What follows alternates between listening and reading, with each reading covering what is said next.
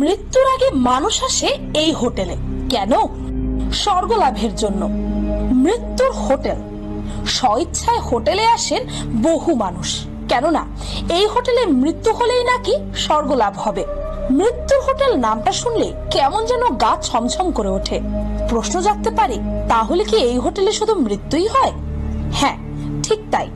তবে না, এখানে কোনো অপমৃত্যু হয় না, বরং ইন্ডিয়ার নানা প্রান্ত থেকে এখানে নিশ্চিন্তে শান্তিতে মরতে আসেন মৃত্যুশয্যায় থাকা মানুষেরা। অনেকেরই শেষ বয়সে ইচ্ছে থাকে যদি মরতেই হয় তবে মৃত্যু হোটেলেই যেন তার প্রাণ যায়, আর সেই ইচ্ছে পূরণে ব্যস্ত হয়ে পড়েন তার পরিবারের সদস্যরাও। এ পর্যন্ত শুনে কোনো কাল্পনিক গল্প বলে মনে হতে পারে, কিন্তু অবাক করার বিষয় হচ্ছে ইন্ডিয়াতে সত্যিই রয়েছে এমন একটি হোটেল।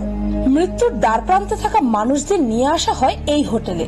প্রচলিত বিশ্বাস, এই হোটেলে মরলে নাকি মোক্ষ লাভ হয়, অর্থাৎ মৃত্যুর পর সৃষ্টিকর্তার সান্নিধ্যে যাওয়া যায়। আর সেই বিশ্বাসের তাগিদেই অনেক দূর দূরান্ত থেকে মৃত্যুশয্যায় থাকা ব্যক্তির ইচ্ছে পূরণে তাকে নিয়ে ছুটে আসেন তার পরিবারের সদস্যরা। অদ্ভুত এই হোটেলটির নাম কাশিলা মুক্তি ভবন। ইন্ডিয়ার উত্তরপ্রদেশের বারাণসীতে রয়েছে এই হোটেলটি।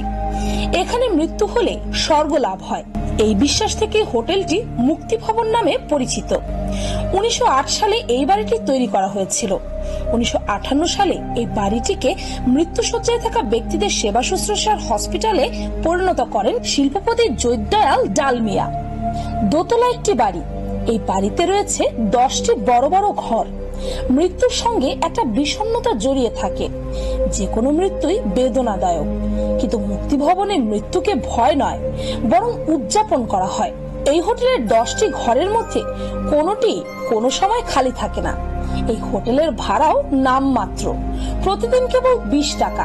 এই 20 টাকার মধ্যে বিদ্যুৎ বিলও জোড়া আছে। বাকি সকল খরচ বহন করে ডালমিয়া ট্রাস্ট নামের একটি চ্যারিটি। একমাত্র মৃত্যুশয্যায় থাকা বয়স্ক মানুষদের জন্যই এই হোটেলটি। সব ধর্মের মানুষের জন্যই খোলা আছে এটি, তবে কোনো বুকিং নেওয়া হয় না এই হোটেলে। মুক্তি ভবন কর্তৃপক্ষের দাবি, কোনো রকম ডোনেশনও নেওয়া হয় না। এই হোটেলে থাকা ব্যক্তির ধর্মানুযায়ী তার শেষকৃত্যের ভারও নেয় হোটেল কর্তৃপক্ষ। মুক্তি ভবনের ম্যানেজার অনুরাগ শুক্ল জানান, এখানে মৃত্যুকে কোনো বিষণ্ণতার চোখে দেখা হয় না। এখানে কারো মৃত্যু দেখে শোকের পরিবেশ সৃষ্টি হয় না, কারণ তাদের বিশ্বাস এই মৃত্যুই তাদের মোক্ষ লাভ।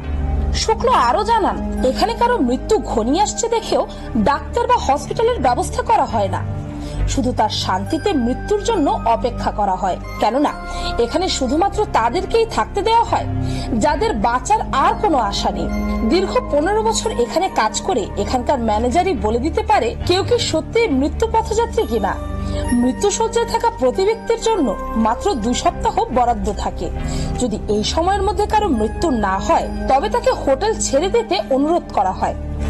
মৃত্যুশয্যায় থাকা ব্যক্তির সঙ্গে তার পরিবারের আরো 2 সদস্যকেও মুক্তি ভবনে থাকার অনুমতি দেওয়া হয়। তাদের খাওয়া দাওয়া, রান্না, বিছানা, পরিষ্কার পরিচ্ছন্নতা সবকিছুরই ব্যবস্থা করে দেন মুক্তি ভবন কর্তৃপক্ষ। প্রতি বছর এই হোটেলে 300-রও বেশি মানুষ আসেন মৃত্যুকে বরণ করে নিতে। হোটেলের 4 কর্মী এবং একজন পুরোহিত তাদের দেখাশোনা করেন। শুধু দেশই নয়, বিদেশ থেকেও নাকি অনেক ব্যক্তিকে এই হোটেলে শেষ নিঃশ্বাস ত্যাগ করার জন্য নিয়ে আসা হয়।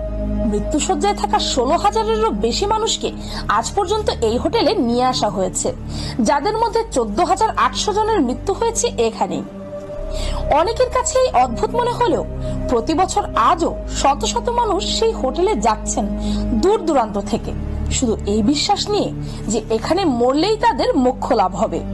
এমনকি এই মোক্ষ লাভ ভবনটিকে নিয়ে বাংলা ও হিন্দি ভাষায় একাধিক শর্ট ফিল্ম এবং মুভিও তৈরি করা হয়েছে। এমনকি ইংলিশ মাধ্যমে অনেক ডকুমেন্টারিও তৈরি হয়েছে। ভিডিওটি ভালো লাগলে আপনার ফ্রেন্ডস এন্ড ফ্যামিলির সাথে শেয়ার করতে পারেন, আর তাদেরকেও এই অদ্ভুত হোটেল সম্পর্কে জানিয়ে দিতে পারেন। আর পিনিক চ্যানেলকে সাবস্ক্রাইব করে বেল আইকনে অল নোটিফিকেশন অন করতে ভুলবেন না যেন। আমি ফাল্গুনি, আজকের মতো পর্যন্তই। দেখা হচ্ছে পরের ভিডিওতে।